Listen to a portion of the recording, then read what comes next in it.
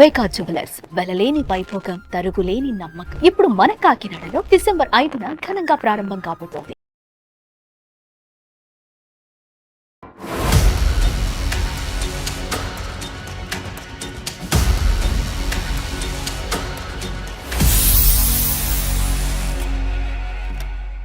ఈ రెండో పెళ్లి జరిగి ఎంతకాలం అయిందమ్మా? 6 సంవత్సరాలు అవుతుంది. ఎక్కడ ఉంటున్నారు మీరు? అడ్రస్ కూడా తెలియదు సార్. భార్య భర్తలు కలిసి ఉండడానికి ఒక సపరేట్ రూమ్ అనేది లేదు. 18 సంవత్సరాలలో నాకు 14వ సంవత్సరంలో నేను ప్రెగ్నెంట్ అయ్యాను మేడం. పని చేస్తూ ఉమ్మనీరు మొత్తం పోతుంటే ఇలా పొట్టనిలా పట్టుకుంటేనే హాస్పిటల్కి వెళ్ళాను మేడం. బేబీ కడుపులోనే చచ్చిపోయింది మేడం.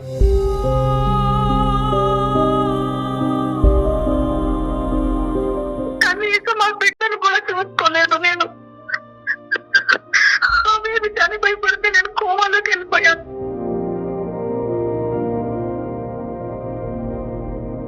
మా తమ్ముడి భార్య నాకు మా తమ్ముడి మీద నిందలేసిందండి ఆ అమ్మాయి. ఈయన పెళ్లి చేసుకున్న 4 నెలలకి నాకు చెప్పేశాడు, నాకు ఇంట్లో పని మనిషి కోసమని నేను నిన్ను పెళ్లి చేసుకున్నానని. మీ 18 సంవత్సరాల పాటు మీరు ఆ కుటుంబంలో నరకను అనుభవించినప్పుడు ఏ సొసైటీ వచ్చి ఏ సమాజం వచ్చి మిమ్మల్ని కాపాడిందమ్మా? ఆ నిర్ణయాన్ని మీ తమ్ముడితో డిస్కస్ చేసి ముందుకెళ్ళినట్లయితే ఈ రోజు అతని సపోర్ట్ ఉండేదేమోనండి. నువ్వు భయపడటం కాదు, నువ్వు అతన్ని భయపెట్టాలి. ఎప్పట్లాగానే మన గెస్ట్ కళ్యాణ్ చక్రవర్తి గారు కూడా ఈరోజు నాతో పాటు స్టూడియోలో ఉన్నారు. నమస్తే కళ్యాణ్ గారు. నమస్తే జయ గారు. నమస్తే కళ్యాణ్ గారు, విజయవాడ నుంచి ఒక మెయిల్ ఉందండి, నేను చూశాను. అమ్మాయి పేరు శాంతిప్రియ. కష్టాలు ఒక మనిషిని ఇలా వెంటాడతాయా అని అనటానికి తను రాసిన ఆ మెయిల్లో ఉన్న విషయం చూస్తుంటేనే అర్థమైపోయిందండి నాకు. అంటే ఏంటి అసలు, ఎక్కడ తనకి ఏది ఒక పరిష్కారం అనేది కనిపించట్లేదు. అసలు దాన్ని నేను ఎలా డిస్క్రైబ్ చేయాలో కూడా నాకు అర్థం కావట్లేదు. సో ఒకసారి మాట్లాడేద్దాం, మీరు పర్మిషన్ ఇస్తే నేను కాల్ చేసేస్తాను. ఈవిడ ఏజ్ గ్రూపు మేబీ 40-41 అట్లా ఉండొచ్చు. అంత తన మెచ్యూరిటీ కానీ తను మాట్లాడిన పద్ధతిని బట్టి నాకు అట్లా అనిపించింది. కళ్యాణ్ గారు, హలో. శాంతిప్రియ గారండి? అవును మేడం, నేను జయానండి, అందమైన జీవితం ప్రోగ్రామ్ నుంచి మాట్లాడుతున్నాను, సుమన్ టీవీ నుండి. స్టూడియోలో డాక్టర్ కళ్యాణ్ చక్రవర్తి గారు కూడా ఉన్నారు, ఒక్కసారి మాట్లాడండి. నమస్కారం డాక్టర్ గారు. నమస్తే అమ్మా శాంతిప్రియ. నమస్తే అమ్మా. మాది విజయవాడ. నాకు మ్యారేజ్ అయి 18 ఇయర్స్ అయింది సార్. ఓకే. ఫస్ట్ మ్యారేజ్ అయి 18 ఇయర్స్ అయింది. First marriage.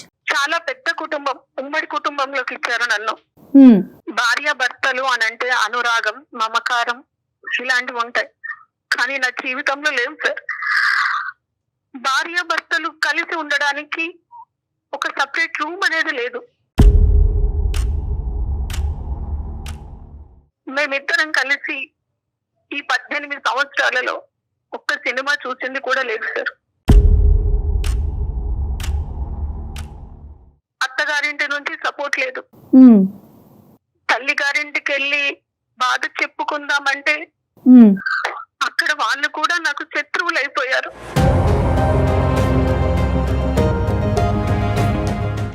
అసలు మీ వారు ఏం చేస్తుంటారండి? మా వారు రియల్ ఎస్టేట్ లో చేస్తుంటారు, బాగానే సంపాదించారు, కోట్ల ఆస్తి, ఆడపడుచులు మరిది కూడా ఉన్నారు. Okay okay. ఆస్తిపాస్తులు, పెద్ద కుటుంబం అన్నారు, ఉమ్మడి కుటుంబం అన్నారు, ఎక్కడ సమస్య వచ్చింది? సమస్య ఎక్కడి నుంచి వచ్చిందంటే, నేను ఒక మంచి చీర కట్టుకొని మంచిగా రెడీ అయినా మా మరిది మా వారితో అనేవారు, చూడు ఎలా రెడీ అయింది, ఎవరి కోసం రెడీ అయింది అడుగు. ఆయనలో లేని అనుమానాన్ని రేకెత్తించడం. ఓకే. కలిసి మాట్లాడుకునే టైం ఉండదు మేడం. తన నుంచి సాయంత్రం వరకు చాకిరీ చేయడమే, వండి పెట్టడం. అంటే మాకంటూ ఒక ప్రైవసీ లేదు, ఒక రూమ్ లో కూర్చొని మాట్లాడుకునేది లేదు. 18 సంవత్సరాలలో నాకు 14వ సంవత్సరంలో నేను ప్రెగ్నెంట్ అయ్యాను మేడం. 14 సంవత్సరాలకి నేను ప్రెగ్నెంట్ అయితే నన్ను ఎలా చూసుకోవాలి మేడం ఆయన? 14 years after marriage అంటే నాలెడ్జ్. మనిషిలా కూడా చూసేవాళ్ళు కాదు. ఆ, ఆ ప్రెగ్నెన్సీలో నాకు షుగర్ కూడా అటాక్ అయింది. ఓ ఓ, ఓకే. నన్ను తీసుకొని హాస్పిటల్ కి వెళ్లే వాళ్ళు కూడా కాదు. అంత పెద్ద ఉమ్మడి కుటుంబంలో నాకంటూ నా కష్టాన్ని చెప్పుకోవడానికి ఒక్కరు కూడా ఉండేవాళ్ళు. అంటే శాంతి గారు, అటువైపు నుంచి ఉన్న రీజన్స్ ఏమై ఉండొచ్చు? ఒక అన్నయ్య, ఒక అక్క, తమ్ముడు కూడా ఉన్నాడు. ఓకే. అన్నయ్యకు తన భార్య లోకం, తను ఏం చెబితే అది. ఓకే. నాకు సపోర్ట్ గా మా తమ్ముడు ఒక్కరు నిలబడ్డాడండి. నేను ఇంకో 2 రోజుల్లో బేబీకి డెలివరీ అన్నప్పుడు నాకు పని చేస్తూ ఉమ్మనీరు మొత్తం పోతుంటే ఇలా పొట్టని ఇలా పట్టుకుంటేనే హాస్పిటల్కి వెళ్ళాను మేడం.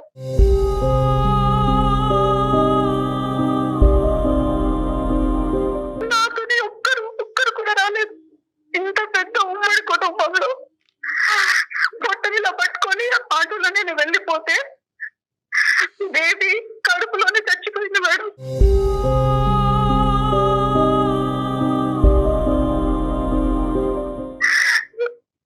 నాతో ఎవరు లేరు, కనీసం మా బిడ్డను కూడా చూసుకోలేదు నేను. ఆ బేబీ చనిపోయి పడితే నేను కోమాలోకి వెళ్ళిపోయాను. స్పృహలోకి వచ్చాక అడిగితే బేబీ కడుపులోనే చనిపోయింది అని అన్నారు. నా బిడ్డని నేను చివరి చూపు కూడా చూసుకొని దురదృష్టవంతురాంది.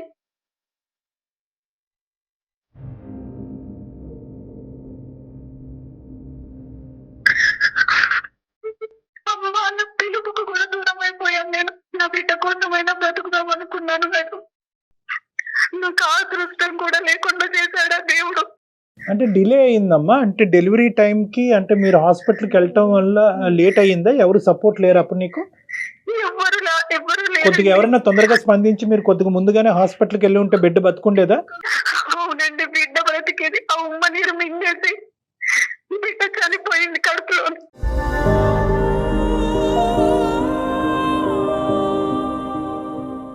అమ్మ డయాబెటిక్ అన్నారు కదా, అది కంట్రోల్లో ఉందమ్మా ఆ టైం అప్పుడు? షుగర్ కి సంబంధించినటువంటి ట్రీట్మెంట్ అన్నదా సవ్యంగా జరిగిందా?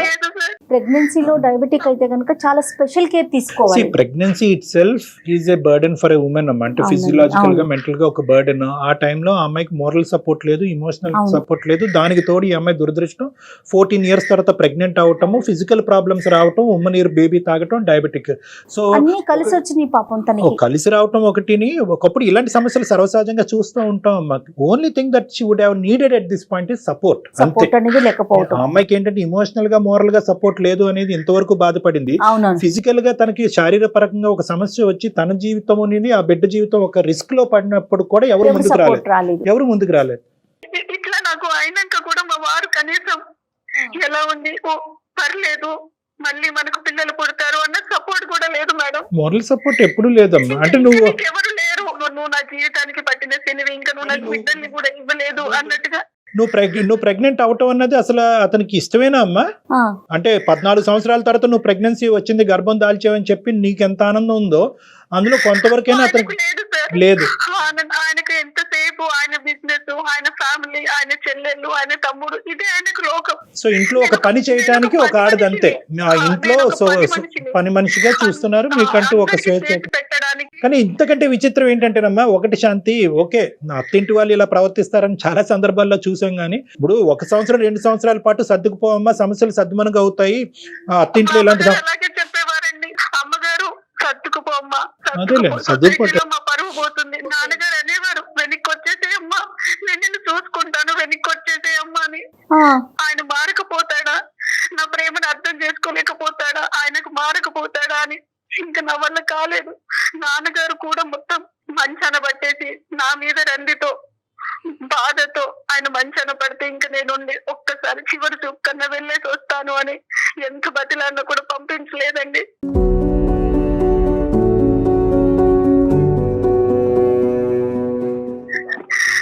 తర్వాత తమ్ముడు తీసుకొచ్చిన తర్వాత నాన్నను చూసిన తర్వాత నాన్నగారు కాలం చేసేశారు.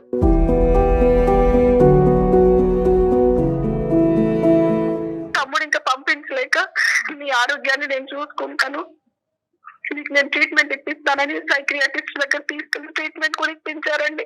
సో నాన్నగారు చనిపోయినప్పటి నుంచి ఇంక ఇంట్లో ఉండిపోయారు మీరు మీ పుట్టింట్లో? అమ్మగారితో పాటు అమ్మ, నేను, మా తమ్ముడు మమ్మల్ని తీసుకెళ్లి సపరేట్ రూమ్ తీసుకొని అక్కడ ఉంచారండి. ఇక్కడ దేవుడు కూడా చిన్న చూపు చూశాడండి. అయ్యో. మా తమ్ముడి భార్య మమ్మల్ని చూసుకుంటున్నారన్న కక్షతో సమాజంలో నాకు మా తమ్ముడి మీద నిందలేసిందండి ఆ అమ్మాయి.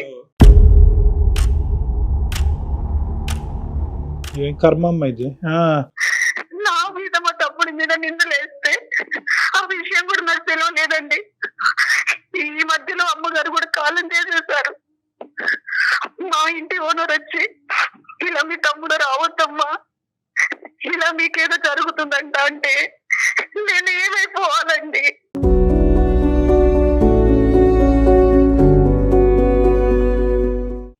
సొంత తమ్ముడండి, ఒక్క తల్లి కడుపులో పుట్టిన పిల్లలం మేము. ఆమె స్వార్థానికి మా మీద నిందలేస్తే ఏమైపోవాలి?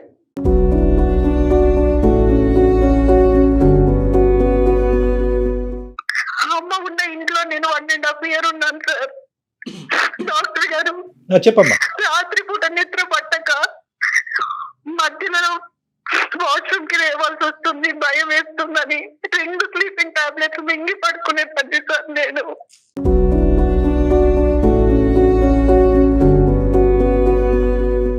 మరి తమ్ముడు ఇప్పుడు నీతోనే ఉన్నాడమ్మా? తమ్ముడు నీకు సపోర్టివ్ గానే ఉన్నాడా? తమ్ముడు కాంటాక్ట్ లో లేడు. వాడికి నేను దూరంగా వచ్చేసాను నేను.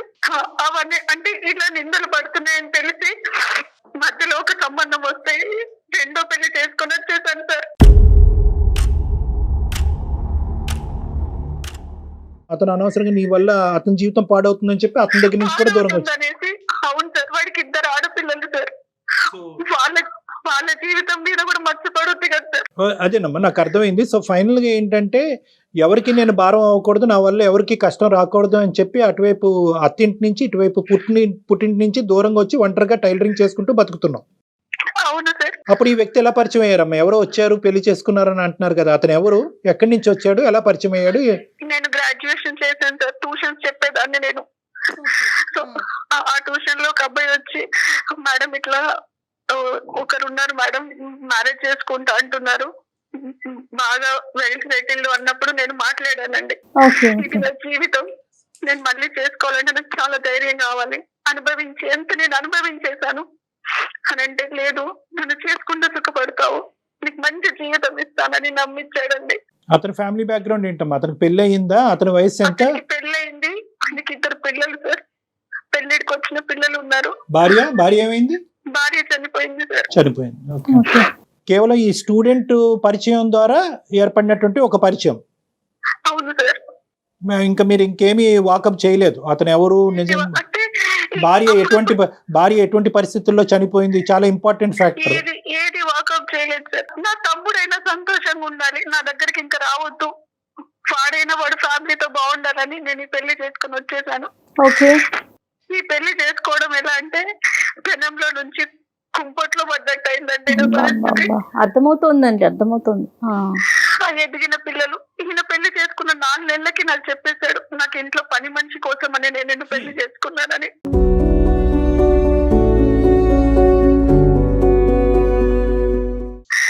నా ఎదిగిన పిల్లలకు చూసి పెట్టడానికి, వంట చేసి పెట్టడానికి అన్నట్టుగా.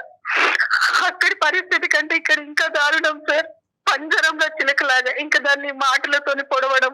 ఒక్క నిమిషం శాంతి, నువ్వు ఇప్పుడు వరకు వేరే వాళ్ళు లేదంటే నీ దురదృష్టం వల్ల ఒక అడుగు, ఇప్పుడు నీ చేతులారా ఇంకో అడుగు వేసి ఇంకా భయానకమైనటువంటి పరిస్థితిలో నువ్వు తీసుకెళ్ళి. డైవర్స్ అయిందమ్మా? ఫస్ట్ మ్యారేజ్ డైవర్స్ అయిందా? అయ్యింది సార్. ఫస్ట్ మ్యారేజ్ డైవర్స్ అయింది. ఇది ఇంకా నరక కూపం అండి. ఎదిగిన పిల్లలు ఉన్న వాళ్ళని పెళ్లి చేసుకోకూడదని అనిపించిందండి. ఆ పిల్లలు కూడా సూటిపోటి మాటలు అనడం, అక్కడే ఉండాలి, ఎవరితో మాట్లాడొద్దు, మాట్లాడితే ఆ రోజు ఇంకా నాకు ఒక విధమైన నరకాన్ని చూపిస్తారు. పెద్దల సమక్షంలో జరిగిందా? అతని వైపు ఎవరన్నా పెద్దవాళ్ళు అది ఉన్నారమ్మా? మీ హస్బెండ్ సైడ్? సెకండ్ లేదు సార్, గుళ్ళో జరిగింది. నా వైపు నుంచి నేను ఎవరిని పిలవలేదు సార్. అతని సైడ్ నుంచి అమ్మా? అతని సైడ్ నుంచి అతని పిల్లలు ఉండేనండి. అంతే అంతే. ఏదో తొందరలో తొందరలో కదమ్మా, ఏదో కారణం ఉంటది, ఎందుకు చేసుకున్నావు? తమ్ముడు అన్న తన ఫ్యామిలీతో బాగుంటాడు, ఇద్దరు ఆడపిల్లల జీవితాలు బాగుంటాయని. ఇంకా ఎందుకంటే తమ్ముడికి ఇచ్చి చేసింది ఎవరినో కాదు సార్, మా అక్కయ్య కూతుర్ని సార్, మా అక్కయ్య కూతుర్ని.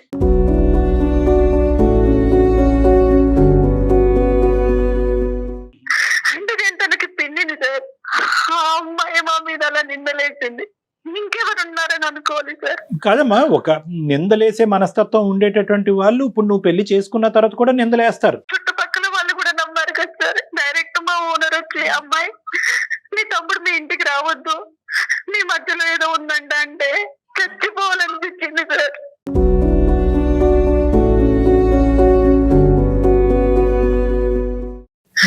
నిజంగా అమ్మ, ఒక నిందేసేటటువంటి పరిస్థితి వచ్చినప్పుడు దానికి మీరు ఎంచుకున్నటువంటి పరిష్కారం మాత్రం తొందరపాటు పరిష్కారం, అది నేను చెప్పాలి అని అనుకుంటున్నాను. అవును సార్. నిందేసేటటువంటి ఎవరో నిందేయలేదు, సొంత మీ అక్క కూతురే, అంటే మీ కుటుంబ సభ్యుల్లోనే ఒక నిందేసినప్పుడు, అంటే మీ కుటుంబం గురించి బాగా తెలిసి చూసినటువంటి ఒక వ్యక్తే ఇలా నిందేసినప్పుడు వాళ్ళ యొక్క ఇంగితం ఏంటి, వాళ్ళ యొక్క ఆలోచన శైలి ఏంటి అన్నది మనకు అర్థమవుతుంది. ఆ మాట పట్టుకుని ఇంటి పక్కన వాళ్ళు ఎదురింటోళ్ళు ఒక రెండు మాటలు అన్నారు కాబట్టి ఎవరో దారికి పోయినటువంటి దాని గురించి వాకప్ చేయకుండా తొందరపడి పెళ్లి చేసుకుని నువ్వు ఏం సాధించావమ్మా? ఎవరిని సుఖపెట్టావు? నీ బ్రదర్ని సుఖపెడదాం అనేటటువంటి ఒకే ఒక ఉద్దేశంతో, అతని మీద నిందపడకూడదు, అతని కాపురం చెడిపోకూడదు అనే ఒక ఉద్దేశంతో చేసుకున్నటువంటి ఈ పెళ్లి నీ బ్రదర్కి భారం అయిందా, భారం తగ్గిందా? భారం ఎక్కువైంది. ఇప్పుడు ఈ రోజు ఏంటంటే మీకొక్కరి దానికే కాదు, అంత పెద్ద మనసు ఉన్నటువంటి మీ బ్రదర్కి కూడా ఈ రోజు కౌన్సిలింగ్ చేయాలనేటటువంటి పరిస్థితి వచ్చింది. ఆ పెళ్లిలోంచే 18 సంవత్సరాలు పట్టింది మిమ్మల్ని బయట వేయటానికి. మీ కుటుంబ సభ్యులు ఎవరు సపోర్ట్ చేయకపోయినా ఒంటి చేతి మీద బయటకు తీసుకొచ్చి కాపాడాడు. ఎందుకు కాపాడాడు? ఆ నరకంలో కాకుండా నీ మటుకు నువ్వు ఒంటరిగా నువ్వు బతకచ్చు, నువ్వు బతికినంత కాలం నేను నీకు సపోర్ట్ ఇస్తాను అనేటటువంటి విధంగా నిన్ను బయటకు తీసుకొచ్చాడు. బయటకు తీసుకొచ్చిన తర్వాత ఏం చేశాడు అతను వెనకాతలు ఎవరో ఏమో వాళ్ళ భార్య ఇంకోటి అనుకుంటుందా, ఎవరో ఏమనుకుంటున్నారా అనేటటువంటి పట్టింపు అతనికి లేదు. నువ్వు పట్టించుకోవటం మొదలుపెట్టావు. ఇదేంట్రా తమ్ముడు, నీ జీవితం నాశనం అయిపోతుంది, నేను ఇంకో పెళ్లి చేసుకుంటానని చెప్పి ఈ రోజు ఇంకా భయంకరమైనటువంటి చిక్కుముడి మీ బ్రదర్ కూడా తయారు చేసినటువంటి పరిస్థితి అయింది. ఇంట్లో నుంచి అడుగు బయట పెడితే కాకులాగా పొడుచుకు తిన్నారు సార్. ఇప్పుడు నువ్వు చెప్పేటటువంటి మాటలు Shanti, that is the reality of the society. ఇప్పుడు సొసైటీ బట్టి నేను బతకాలి అని అనుకుంటే కనుక నువ్వు బ్రతకలేవు. సొసైటీ ఇలా అనుకుంటుంది, అలా అనుకుంటుంది, వాళ్ళ నోర్లు ఇలా మూయించాలి, వీళ్ళ నోర్లు ఇలా మూయించాలి అనేటటువంటి పద్ధతిలో మీరు ముందుకెళ్తే వీళ్ళ నోర్లు మూయించేటటువంటి పనిలో మీరేంటంటే తప్పు మీద తప్పు చేసుకుంటూ పోతూ ఇంకా ఊబిలో కూరిపోతారు. ఇప్పుడు మీ పరిస్థితి అలాగే అయింది. 18 సంవత్సరాల పాటు మీరు ఆ కుటుంబంలో నరకను అనుభవించినప్పుడు ఏ సొసైటీ వచ్చి, ఏ సమాజం వచ్చి మిమ్మల్ని కాపాడిందమ్మా? మీ సొంత రాలేదు, మీ సొంత తల్లిదండ్రులే రాలేదు, మీ కుటుంబ సభ్యులే రాలేదు. మనసున్న మహారాజు లాగా మీ తమ్ముడు ఒక్కడు కాపాడకపోతే కనుక మీరు ఈ రోజు ఆ ఇంట్లోనే అక్కడే చనిపోయి ఉండేవారేమో మీరు. కానీ నా జీవితంలో సంతోషం అనేది వస్తుంది అని మా తమ్ముడు నాకు చాలా ధైర్యం ఇచ్చాడు సార్. ఇప్పుడు ఆ తమ్ముడు తను కూడా నేను మాట్లాడట్లేదు.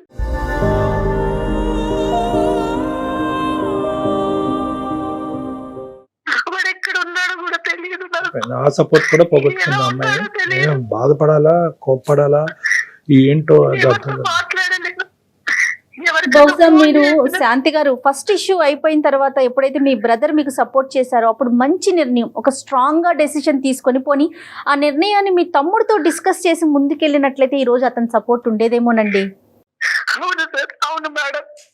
గతం జరిగింది జరిగిపోయింది. తమ్ముడి జీవితాన్ని కాపాడాలని అనుకుని తమ్ముడినే పోగొట్టుకున్నారు మీరు, తమ్ముడినే దూరం చేసుకున్నారు. ఇంతకంటే వాడు కూడా అమ్మాయితో విడాకులు తీసుకున్నాడంట.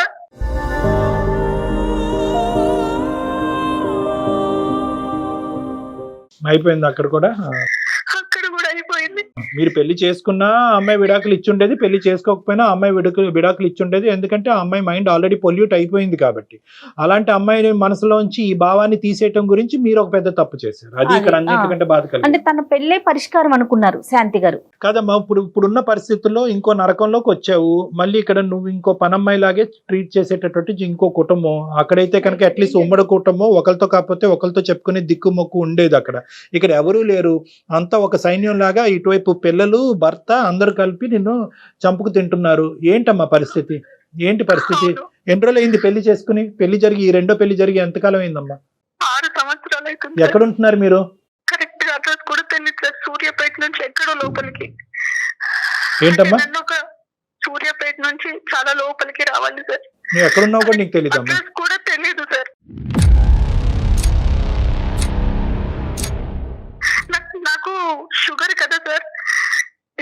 పని చేస్తూ నాకు బొటన వేలు ఇట్లా పాడైపోయి మొత్తం వేలంతా పాడైపోయినా నన్ను హాస్పిటల్ తీసుకెళ్ళలేదు సార్. నువ్వే ఒక దండగా అంటే నీకు ఇంకా ట్రీట్మెంట్ కూడా అంటాడు ఆయన.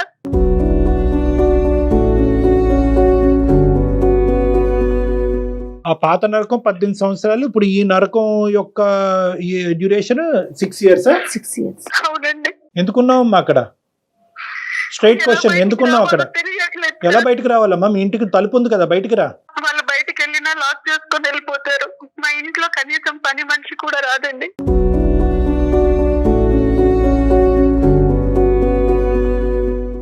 అది కదమ్మా, ఎప్పుడైనా ఇంటికి వచ్చినా నేను మాట్లాడకూడదు వాళ్ళతో. ఇప్పుడు అర్థమైంది కదా ఆ ఇంట్లో ఇంకో స్త్రీ ఎలా చనిపోయింది అన్నది.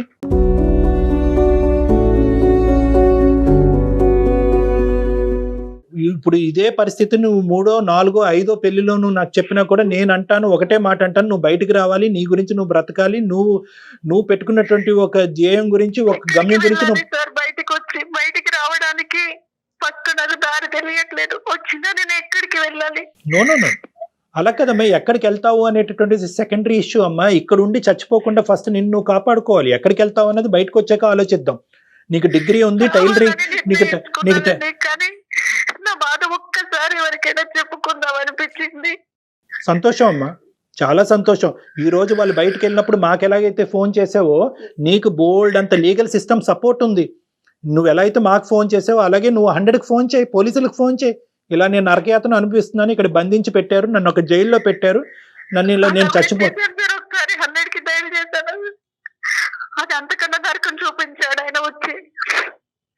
సొసైటీలో నాకంటూ ఒక పేరుంది, నువ్వు ఏదైనా అనుకుంటే జరిగిపోదని, నన్ను దాటి ఏ విషయం వెళ్ళలేదు అని.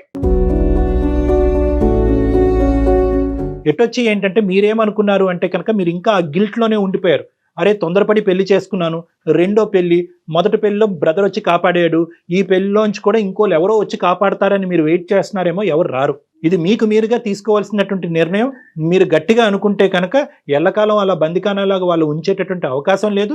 మీరు ఒక అవకాశం చూసుకుని స్ట్రైట్ అవే బయటకు రండి. ఫస్ట్ ఆఫ్ ఆల్ ఏంటంటేనమ్మా, మీరు ఎక్కడ ఏ తలుపు ఏ డోర్ నాక్ చేసి హెల్ప్ తీసుకోవాలనేటువంటి ఫస్ట్ మీకు అర్థం అవ్వాలి.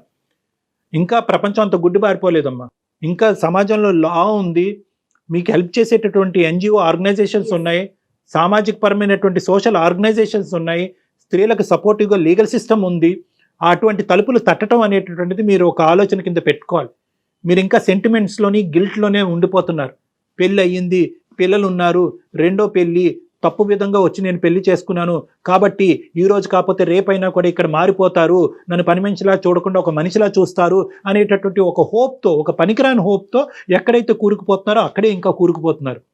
ఇది మీరు ఇందులోంచి అంటే 6 సంవత్సరాలు అయిపోయింది, మళ్ళీ ఇందులో 6 సంవత్సరాలు అయిపోయింది. ఇప్పుడు ఏమనుకుంటారంటే అరే ఆల్రెడీ 6 years అయింది కదా, ఇంకెక్కడికి వెళ్తానులే, ఇంకా అంతా అయిపోయింది, తమ్ముడు లేడు, ఎవరు లేరు, ఇక్కడే చచ్చిపోతానని అనుకుంటున్నారు. అది కరెక్ట్ కాదు. మీ గురించి మీరు బ్రతకాలి, ఒక స్వేచ్ఛాయుతమైనటువంటి జీవితాన్ని మీరు బతకాలి. మీ జీవితం మీద మీకు నమ్మకం రావాలి. నాకు ఇంకో భయం కూడా ఉంది డాక్టర్ గారు, బయటికి వచ్చాక ఈయన నన్ను బతకనిస్తాడా, ఈయన గురించి నేను చెడుగా చెప్తే అమ్మా, నువ్వు ఎలాగైతే భయపడుతున్నాడో ఆ మనిషిలో కూడా ఒక భయం అన్నది ఉంటుంది. ఆ మనిషిలో భయం పుట్టించాలి మీరు. ఆ మనిషిలో భయం పుట్టించాలి. మీరు నొక్కవలసినటువంటి బటన్ నొక్కట్లేదు కాబట్టి అతను ఇలా పబ్బాన్ని గడుపుతున్నాడు. ఒక స్త్రీ ఎలాగైతే కనుక ఇతను బాధ తట్టుకోలేక చచ్చిపోయిందో, నువ్వు కూడా అలా బాధ తట్టుకోలేక ఇలా క్షీణించబడి అలా చచ్చిపోతావు అనేటటువంటి వెయిటింగ్ గేమ్ అతను ఆడుతున్నాడు. అప్పుడు ఇంకో కొత్త పని మనిషి ఆ ఇంట్లోకి వస్తుంది అనేటటువంటి ఆలోచనతో అతను ఉన్నాడు. ఒక స్వార్థపూరితమైనటువంటి మనిషిలో నువ్వు భయపడటం కాదు, నువ్వు అతన్ని భయపెట్టాలి. ఒక పోరాట పట్టణంతో ముందుకెళ్తేనే ఇలాంటి వాళ్ళకి బుద్ధి వస్తుందమ్మా. వదిలేస్తే మళ్ళీ ఇంకొక వ్యక్తి అదే, ఇప్పుడు డాక్టర్ గారు చెప్పినట్లు అదే ప్లేస్ లో ఉంటారు కదా. అతను ఒకటే కాదమ్మా, అతన్ని చూస్తూ ఇదే జీవన విధాన శైలి అని చెప్పి రాంగ్ ఎగ్జాంపుల్ గా తీసుకునేటటువంటి 2 పిల్లలు ఉన్నారు. వాళ్ళు ఎంత భయంకరమైనటువంటి రాక్షసుల కింద మారుతారో, ఎటువంటి కుటుంబాలని వాళ్ళు రేపొద్దున పెద్దయ్యి నాశనం చేస్తారో అనేటటువంటి సమస్య కూడా ఇక్కడ ఉంది. ఇంకొక 100 జీవితాలు నాశనం అవ్వకముందే నువ్వు కథం తొక్కాలమ్మా. ఎంతమ్మా 2 నిమిషాలు ఇప్పుడు ఈ ఫోన్ పెట్టే కానీ 100కి ఫోన్ చేయి, లేదంటే మమ్మల్ని చేయమంటే మేము చేస్తాం. మీ లొకేషన్, వాట్సాప్ లొకేషన్ మాకు షేర్ చేయండి, మీరు ఎక్కడున్నారో మాకు చెప్పండి, మేము పోలీసులకు అక్కడ పంపిస్తాం. మేము నేను ఫస్ట్ నువ్వు అందులోంచి బయటపడి విడుదలవు. అలాగే డాక్టర్ గారు. దేవుడు ఇచ్చినటువంటి ఈ జీవితాన్ని కాపాడుకో. నీ కాళ్ళ మీద నువ్వు నిలబడి నువ్వు బయటకు వెళ్ళి సమాజం ఏ లెక్కేస్తుంది అనేది తీసి పక్కన పెట్టేసే. తప్పకుండా డాక్టర్ గారు. ఓకే, తప్పకుండా. All the best. Thank you. Good luck Shanti. Right Shanti గారు, థ్యాంక్ యూ అండి. థ్యాంక్స్ అమ్మా. Thank you. Thank you doctor గారు. థ్యాంక్ యూ అమ్మా, all the best, God bless. ఎందుకంటే భయంకరమైంది ఏమైనా ఉందమ్మా? ఏం కళ్యాణ్ గారు అసలు ఎటుపోతుంది సమాజం, ఎలాంటి ఆలోచనలు బాబా, చిచ్చి చిచ్చి సమాజం మాట్లాడుకోవటానికి సిగ్గు అనిపిస్తుంది సమాజం కంటే చూసారమ్మా, ఇక్కడ ఏంటంటే నిజంగా హెల్ప్లెస్నెస్ అనేటటువంటి దానికి ఇది ఒక పర్ఫెక్ట్ ఎగ్జాంపుల్ అన్నమాట. ఇప్పుడు ఆ అమ్మాయి ఏంటంటే కనుక మెయిన్ గా బయటికి 2 కారణాల వల్ల బయటపడలేకపోతున్నామ్మా. ఏంటంటే నేను ఆల్రెడీ ఇది 2వ పెళ్లి, ఇది నేను నా చేతులారా తప్పుగా దిగినటువంటి పెళ్లి, అదేదో అందుకే చోటు పొయ్యి మించి కుంపట్లో పడినట్టు. సో ఇది ఏంటంటే కష్టం వచ్చినా నష్టం వచ్చినా ఈ నరకాన్ని నేను భరిస్తూ ఈ శ్రేయస్ జీవితం అంతా కూడా ఈ నరకంలోనే గడిపేయాలనేటటువంటి ఒక ఫాల్స్ ఐడియాలో చాలా మంది స్త్రీలు ఉంటారు. అవునండి, ఒక తప్పు జరిగినప్పుడు రెండోది కూడా జరిగితే దాంట్లోనే ఆగిపోతారు. అది నెంబర్ 1. నెంబర్ 2 ఏంటంటే ఇక్కడే ఇంత నరకం చూపెట్టాడు, గడప దాటితే ఏం చేస్తాడు అనేటటువంటి 2వ భయం. వాడు ఏం చేయలేడు, వాడి ఇంట్లో పులి బయట పిల్లి, బయటకి ఏమీ చేయలేడు. ఎటొచ్చి ఏంటంటే ఇలాంటి ఆడవాళ్ళు అలా అనుకునే అమ్మో ఇంకా ఏం చేసేస్తాడు అనేటటువంటి. ఆ అమ్మాయి ఇంకో మాట ఏమంటుంది, నేను బ్రతుకుండి ఎందుకు అనేటటువంటి మనిషికి నీకెందుకు ప్రాణభయం అమ్మా, నువ్వు బయటకు అడిగేయి అనేటటువంటి మనం ధైర్యం ఇవ్వటం. 2 బేసిక్ సొల్యూషన్స్ ఇవి ఎవరైనా కూడా చెప్పేటటువంటి సొల్యూషన్. ఎటొచ్చి ముఖ్యంగా ఏంటంటే ఈ 2 సొల్యూషన్స్ ఆ అమ్మాయికి ఎందుకు కనిపించట్లేదు అంటే ఆ అమ్మాయి ఒక గిల్ట్ భయం అనేటటువంటి కుంపట్లో ఉండిపోయింది, ఇలా ఉండిపోయింది. ఫస్ట్ లో తమ్ముడు సపోర్ట్ చేశాడు, ఇప్పుడు అతను కూడా లేకపోయేసరికి నేను ఒంటరిని, నాకు ఎవ్వరూ లేరు అనే పాయింట్ తనకి రేజ్ అవుతుంది. మోస్ట్ ఇంపార్టెంట్ ఏంటంటే మళ్ళీ తమ్ముడు లాంటి ఒక మహత్తరమైనటువంటి ఒక మనిషి వచ్చి నన్ను ఇందులోంచి బయటకు లాగుతాడు అనేటటువంటి ఒక అనవసరమైనటువంటి హోప్ లో ఆ అమ్మాయి 6 సంవత్సరాల పాటు గడిపేసింది. తన నెంబర్ మనం తీసుకుందాం మేడం. ఎమర్జెన్సీ నెంబర్స్ అన్ని కూడా అమ్మాయికి మెసేజ్ పెట్టండి మీరు, లేదంటే కాల్ చేసి చెప్పండి. ఆ కాంటాక్ట్ నెంబర్స్ అన్ని కూడా తనకి హెల్ప్ఫుల్ గా ఈ రోజు కాకపోయినా రేపైనా కూడా అమ్మాయి కాల్ చేసి ఒక అవకాశం తీసుకుని బయటపడుతుంది. తప్పకుండా కళ్యాణ్ గారు. నమస్తే. నమస్తే.